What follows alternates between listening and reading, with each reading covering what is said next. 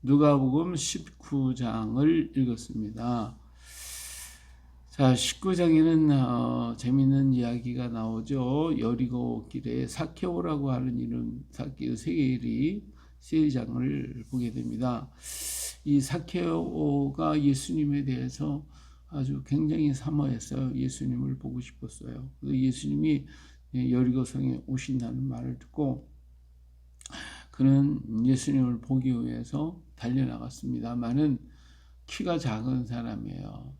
키가 작아서 사람들이 앞에 딱 가로막고 있으니 가서 예수님 보고 싶어도 갈 수가 없었어요. 볼 수가 없어요. 생각한 것이 뭐냐면 돌 무화과 나무가 있는데 그 무화과 나무에 올라가서 보면 되겠다 해서 그는 참 체면 불구하고 세리장애가 됐으니 세리장이라면 뭐 대단한 사람이에요. 세리장이고 부자인데 이런 사람이 자기 체면 불구하고 나무 꼭대기에 올라가게 되죠. 예, 나무에 올라가요. 그래서 올라가서 예수님이 오시는 모습을 바라보고 있었습니다. 그때 예수님께서 그곳에 있는 나무 밑에 오셔서 하신 말, 삭개오야 속히 내려오라. 내가 오늘 내 집에 유하여야겠다 하고 예수님이 삭개오를 바라보며 이렇게 얘기하시니까 삭개오가 막 너무나 놀라가지고 아마 잘못하면 거기 떨어질 뻔했을 거예요. 너무 놀라가지고 급히 막 내려와가지고 즐거워하면서 예수님을 영접했어요. 이 사람들이 수근거리면서 도대체 이 사람이 누군지 알고 있냐 말이지. 세리지 세리 이 죄인의 집에 들어가네 하면서 그냥 수근거리고 여러 가지로 얘기를 하고 있죠. 근데 삭개오가 예수님 모시고 예수님을 대접하는데 얼마나 정성을 다해 대접하는지 삭개오가 서서 주께 여짜오되 주여 보시옵소서 내 소유 절반을 가난한 자에게 주겠사오며 만일 누구의 것을 속여 빼앗은 일이 있으면 네 값이라 갚겠나이다 그러잖아요. 이처럼 예수님을 대접하고 뭐 제자들과 함께 있으면서 섬기는 일에 최선을 다했어요.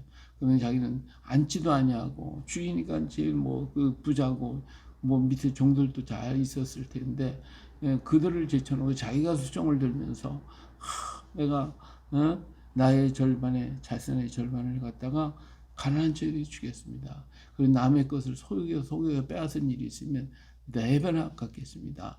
하면서 막 이런 얘기를 하니까 뭐 정말 이 사람들도 놀랬겠죠. 그때 예수님이 오늘 구원이 이 집에 이르렀다. 이 사람도 아브라함의 자손이라고 칭찬을 하셔서요. 자, 여기서 이 삭개오를 우리는 죄인이라고 사람들이 생각해요. 왜? 세금 받아가지고 또 자기 것들을 갖다가 로마 정부에서는 뭐 한 개를 가져오는 자기가 막 4개, 2개씩, 3개씩 빼앗아 갖다가 그리고 자기 거 남기고 남은 것을 갖다 바치고 하는 이런 사악하고 나쁜 세리라고 사람들은 생각을 했을 거예요. 그러나 여기 보면 말이에요. 내가 남의 것을 속여 빼앗은 일이 있다면 4배나 갚겠습니다. 얼마나 대단한 사람이에요. 그런 속이지 않았다는 거예요. 정말 정부에서 받으라고 하는 금액만 딱 받았고 그걸 갖다 바쳤지 그 속여가지고 더 많은 걸 빼앗고 하지 않았다는 거예요. 그것을 당당하게 내가 4배나 갚겠습니다라고 말할 때에는 얼마나 정직하고 깨끗한 사람인가라고 하는 걸 알 수가 있습니다. 그러니까 이스라엘 사람들이 보편적으로 전 죄인이야, 못된 놈이야, 나쁜 놈이야 말하고 있는 그런 상황, 그들이 상상하고 있는 그것과는 전혀 다르게 있는 세리장이면서도 얼마나 정직하고 얼마나 깨끗하게 살아왔는가라고 하는 것을 우리는 볼 수가 있습니다. 그런데도 불구하고 세상 사람은 그를 죄인이라고 취급하고 죄인이라고 몰아붙이고 그를 가까이 하려고 하지도 않았고 그 집에 들어가는 걸 더럽다고 생각을 했어요. 그러나 예수님은 그를 알기에 그의 집에 가셔서 그와 함께 먹고 마시면서 말씀하시길 뭐라고 그랬어요? 구원이 이 집에 이르렀다. 이렇게 말할 때 이 세리의 마음 지금까지 쌓여있던 자기는 정직하게 살고 정말 바르게 살려고 애를 썼는데도 불구하고 죄인 취급을 받으니 얼마나 기가 막히게 안타까웠겠습니까? 그러나 그것을 다시 한번 알게 되니까 얼마나 기쁘고 감사하겠습니까? 그때 예수님이 이런 얘기를 하셨어요. 인자가 온 것은 잃어버린 일을 찾아 구원하려 합니다. 잃어버린 자가 누구예요? 예, 물론 자기 고기 땅은 곡을 이스라엘 땅은 곡을 떠나서 중국 땅까지 흩어지고 세계각에 흩어졌던 이스라엘 12지파 이 사람들만 얘기하는 게 아니라 바로 잃어버린 자는 이렇게 세상 사람이 조롱과 멸시를 당하고 버림받은 자들 그런 사람들 이 바로 잃어버린 자들이에요. 예? 이런 사람들을 우리 찾기 위해서 예수님이 오셨다고 그랬어요. 그래서 오늘 또 우리 주변에 잃어버린 자들이 얼마나 많은가. 그들을 볼 때는 잃어버린 자 아니에요. 모든 사람보다 다 풍성하게 살고 모든 게 다 잘 살고 있지만 그들의 마음에 상처받고 세상 사람 저들을 갖다 비난하고 미워하고 하는 그들조차도 하나님은 잃어버린 자라고 말씀하고 있고 그 잃어버린 자에게 가장 필요한 게 뭐예요? 복음이다. 예, 하나님이 당신을 사랑합니다. 라고 하는 그 복음이 가장 필요하다. 예수님이 오신 목적은 바로 이런 잃어버린 자를 찾기 위해서 오셨다. 라고 하는 것을 말씀하고 계시는 것을 볼 수가 있습니다. 자, 사람들이 예수님께서 곧 하나님의 나라가 당장에 나타날 줄 생각하고 있었어요.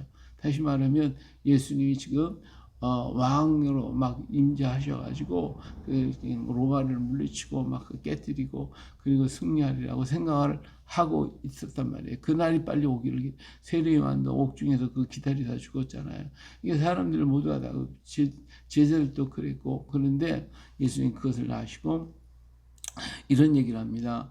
내가 제 귀인이 왕위를 받으려고 그리고 먼 나라로 갔다. 이 말은 뭐예요? 이 왕이 그 당시 왕위는 이 이스라엘 나라가 이제 로마의 속국이란 말이에요. 이게 로마의 분봉왕이 있어요. 헤롯이 분봉왕이 있어요. 이제 헤롯은 분봉왕 자격을 어디서 받아요? 로마에서 받았거든요.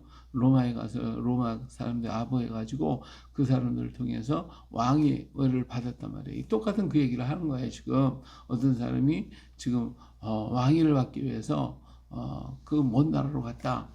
다시 말하면 로마로 갔다고 말이죠. 가가지고 갔는데 그걸 가기 전에 자기 밑에 있는 수하 있는 종들을 10사람을 불러가지고 한 문화씩 10문화를 가지고 다 나눠줬어요. 근데 이 한 문화가 얼마냐면 노동자 하루품 값이 1드라크마라고 하는데 이 1드라크마 하루품 값의 100배가 되는 양이에요.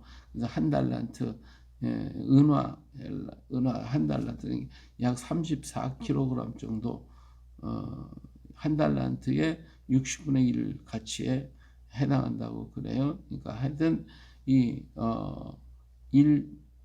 한 문화는 한 사람의 하루 품값의 100배의 임금이에요. 100배나 되는 이런 많은 돈을 그들에게 주면서 내가 없는 동안에 너희들은 이것을 가지고 장사를 하라고 하고 그리고 왕위를 받으러 갔어요. 갔는데 이들 중에 몇몇 사람들이 어떻게 했어요? 이 왕위를 받으러 가는 그 사람에게 뒤를 보내서 그 정부 요인들에게 이 사람 우리 합당하지 않습니다. 왕이 되는 건 원치 않습니다. 하고 사람을 보내가지고 그렇게 모함을 하더라 이거죠. 근데 이 사람은 가가지고 왕위를 당당히 받아가지고 돌아왔습니다. 돌아와서 10사람을 불러다가 물어봅니다. 내가 어떻게 했냐? 한 문화를 받은 한 종이 와가지고 나는 10문화를 남겼습니다. 나는 5문화를 남겼습니다. 하고 얘기를 한단 말이에요. 그들의 한 노력에 따라서 너는 10고를 가져라. 너는 5고를 가져라. 그래서 각각 10사람들에게 다 이렇게 나눠줬어요. 그런데 어떤 사람 와가지고 나는 한 문화 그래 가져갔습니다. 그런단 말이에요. 그럴 때에 당신은 완악하고 굳은 사람이고 없는 데서 거두는 사람이라고 생각해서 내가 이거 갖다가 손해보면 내가 당신이 노용을 받을까봐 내가 잘 써서 보관했다가 가져왔습니다. 어떻게 보면 합리적인 것이 같아요. 그런데 그 주인 뭐라 그랬어요? 악하고 게으른 종이라고 그를 갖다 내쫓으시면서 내가 두지 않은 것을 취하고 심지 않은 것을 거두는 엄한 사람인 줄 알았다면 내 돈을 갖다 은행에 맡겨서 차라리 이자나 받지. 너는 어떻게 그렇게 했냐고 하면 그걸 빼앗아서 있는 자에게 줘라. 네. 나 10문화 있어요. 아니야. 있는 자는 받아 풍족하고 없는 자는 있는 것까지 더 뺏길 것이다. 이렇게 하면서 그의 것을 빼앗고 그를 갖다가 쫓아버리고 말았고 또 반대했던 사람을 전부 다 잡아다가 죽여버리라고 얘기를 하고 있습니다. 이것이 당시에 그 왕이 받는 그 모습의 그대로의 얘기를 통해 역사적인 얘기를 통해서 말씀하고 있는 거거든요. 주의 나라는 이제 예수님께서 뭐요? 멀리 가서 왕위를 받으러 가시는 거예요. 예수님이 부활 승천하실 것임을 말씀하시고 있고 그때에 우리가 무엇을 할 것이냐? 충성하라는 거죠. 열문화를 남겨야 되는 거예요. 오늘 우리 각각에게 주어진 하나님의 그 은혜, 구원의 은혜를 감사하고 우리에게 주어진 그 순간순간에 열심히 충성 다하여 우리가 이 임무를 남겨야 주님 오실 때 우리가 주 앞에 가서 자랑할 것이잖아요. 하나님 앞에 우리가 이 땅을 살아가면서 과연 내가 무엇을 주님께 가지고 갈까? 우리가 여행을 떠났다가 돌아갈 때 가족들에게 줄 것을 전부 다 정리하듯이 내가 과연 무엇을 가지고 왕한테 갈까? 예수님께 가서 드릴 것인가? 내가 세상에 와서 살아가면서 무엇을 준비했는가? 주님 앞에 드릴 것을 우리는 준비하고 예배해야 할 것입니다.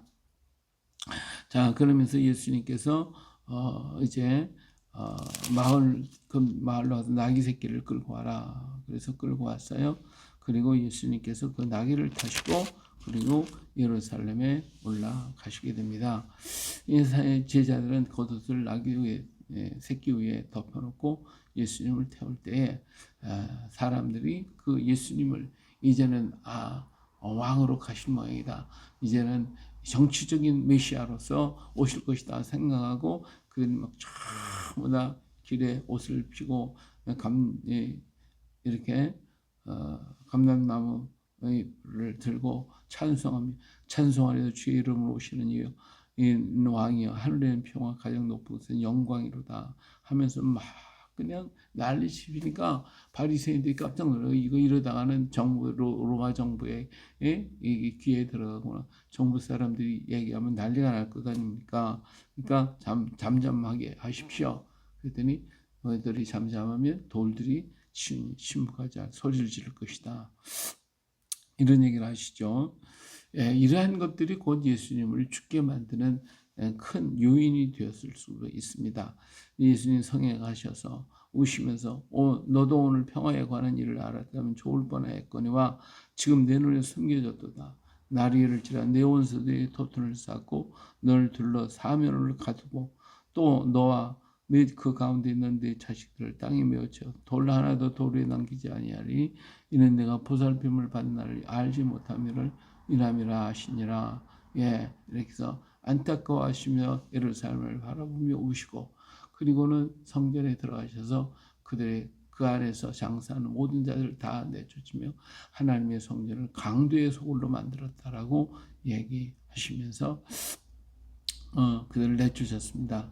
그러면 이 성전에서 날마다 가르치고 그때 대제장과 서기관들이 미워서 어쩔 줄 모르는 거예요. 그래서 예수님 어떻게든 죽여야 되겠다. 이러한 예수님을 죽이려고 하는 이 방도를 찾고 있는 모습을 볼 수가 있습니다. 우리 예수님께서 이렇게 왕으로서 임재하실 것임을 보여주셨고 그리고 성전에 들어가서 그들이 행하는 일들이 강도의 짓을 하고 있다. 착취하고 악하게 하는 그런 모습을 보시고 책망하시는 것을 볼 수가 있습니다. 다 내쫓아버렸거든요.